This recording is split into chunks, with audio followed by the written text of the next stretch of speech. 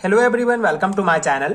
आज हम इस वीडियो में sp3d संकरण sp3d हाइब्रिडाइजेशंस के बारे में डिटेल में डिस्कस करेंगे। इस संकरण के द्वारा PCl5 मॉलिक्यूल का फॉर्मेशन किस प्रकार होता है उसको समझेंगे। बहुत इंपॉर्टेंट टॉपिक है 11th 12th and BSc level के थ्योरी एग्जाम्स के लिए। उस अकॉर्डिंग आपको ये शॉर्ट नोट्स प्रोवाइड कर रहा हूं जिसको आप डायरेक्ट अपने थ्योरी एग्जाम्स में लिख सकते हैं।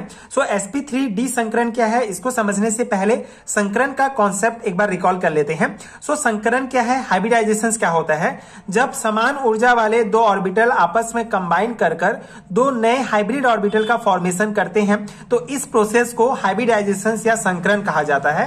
एंड sp3d संकरण क्या है, इसके नाम से स्पष्ट है, जब एक s 3p और एक d ऑर्बिटल आपस में कंबाइन होकर 5 नए हाइब्रिड ऑर्बिटल का फॉर्मेशन करते हैं तो इस प्रोसेस को sp3d संकरण कहा जाता है।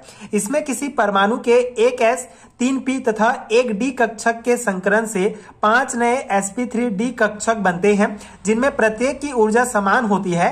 इनमें से 2 संकर कक्षक तल से 90 डिग्री का कोण बनाते हैं तथा शेष 3 कक्षक तल पर ही आपस में 120 डिग्री का कोण बनाते हुए त्रिभुजीय द्विपिरामिड के कोणों की ओर स्थित रहते हैं। इस संकरण से बनने वाले अणु की त्रिकोणीय द्विपिरामिड ट्राइगोनल पिरामिडल संरचना होती है, ठीक है, जैसे कि PCl5 अणु। sp3d संकरण के द्वारा PCl5 मॉलिक्यूल का फॉर्मेशन होता है और जो भी मॉलिक्यूल इस संकरण के द्वारा बनते हैं उसमें ट्राइगोनल पिरामिडल संरचना होती है, जिनमें से दो कक्षक संकर कक्षक के बीच 90 डिग्री का कोण होगा और 3 के बीच 120 डिग्री का कोण होगा। आगे हम एग्जांपल्स में इसको डिटेल में समझेंगे। ये बेसिक आई होप आपको समझ में आ गया होगा। एक s 3p और एक d कक्षक आपस में मिलकर sp3d संकरण के द्वारा किसी मॉलिक्यूल का फॉर्मेशन करते हैं तो उस प्रोसेस को sp3d संकरण कहा जाता है। यहाँ पे हम PCl5 मॉलिक्यूल का फॉर्मेशन किस प्रकार होता है उसको समझेंगे। फास्फोरस के संयोजकता कोष में 2 s तथा 3p इलेक्ट्रॉन होते हैं। इसका d कक्षक रिक्त रहता है। इसके s कक्षक से एक इलेक्ट्रॉन उत्तेजित होकर d कक्षक में चला जाता है। अब उत्तेजित अवस्था में फास्फोरस परमाणु के अंतिम कोष में 5 अयुग्मित इलेक्ट्रॉन हो जाते हैं। ये पांचों कक्षक संकृत होकर 5 नए sp3d कक्षक बनाते हैं जिनमें एक एक इलेक्ट्रॉन रह जाते हैं। ये 5 क्लोरीन परमाणु के इलेक्ट्रॉनों से बंध बना लेते हैं। अणु स्थायी रखने के लिए त्रिकोणीय द्विपिरामिड आकृति आवश्यक है। इस संरचना में बंध कोण 90 डिग्री तथा 120 डिग्री के होंगे। तो यहाँ पे PCl5 में फास्फोरस के इलेक्ट्रॉनिक कॉन्फ़िगरेशंस की बात करें, ये पूरा थ्योरी पॉइंट्स है। अब हम इसको यहाँ पे समझते हैं। तो फास्फोरस की सामान्य अवस्था में इलेक्ट्रॉनिक कॉन्फ़िगरेशन होगा 3s2 जो अंतिम वाला जो संयोजकता कोष की बात कर रहे हैं, वैलेंस कोष की बात कर रहे हैं, तो सामान्य अवस्था में जो लास्ट ऑर्बिटल है उसमें 3s2 3p3 होगा, ठीक है।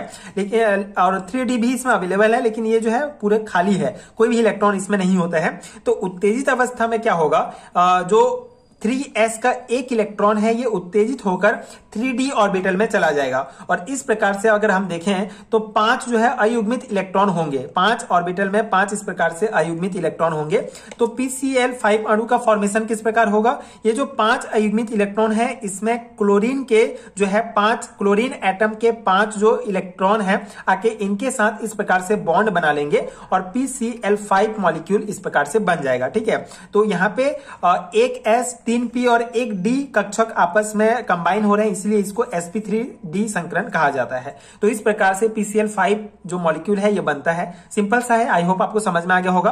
फास्फोरस की सामान्य अवस्था में इस प्रकार इलेक्ट्रॉनिक कॉन्फ़िगरेशन होगा। उत्तेजित अवस्था में 3s ऑर्बिटल का एक इलेक्ट्रॉन 3d में चला जाएगा और उसके बाद फिर जो क्लोरीन एटम के जो इलेक्ट्रॉन है आके इन अयुग्मित इलेक्ट्रॉन के साथ बंध बना लेंगे और इस प्रकार से PCl5 का अणु बन जाएगा, ठीक है। तो ये हो गया PCl5 अणु का जो फॉर्मेशन किस प्रकार होता है sp3d संकरण के द्वारा, ठीक है। ये बेसिक पॉइंट्स है। अब यहाँ पे एक इंपॉर्टेंट पॉइंट है कि इस अणु का जो PCl5 बना हुआ है इसको स्थायी रखने के लिए त्रिकोणीय द्विपिरामिड आकृति का होना आवश्यक है। इसलिए sp3d संकरण के द्वारा जितने भी मॉलिक्यूल बनते हैं सभी का स्ट्रक्चर त्रिकोणीय द्विपिरामिड होता है। इसको आप यहाँ पे स्ट्रक्चर में देख सकते हैं, आपको ये स्ट्रक्चर भी बनाना होगा। अगर आपके एग्जाम में ये पूछा जाता है तो एक स्ट्रक्चर बहुत इंपॉर्टेंट है, इसको 2-3 बार प्रैक्टिस करेंगे तो इजीली आप बना लेंगे। यहाँ पे आप देख सकते हैं ये PCl5 अणु में sp3d संकरण के लिए ये आकृति है, ये स्ट्रक्चर है।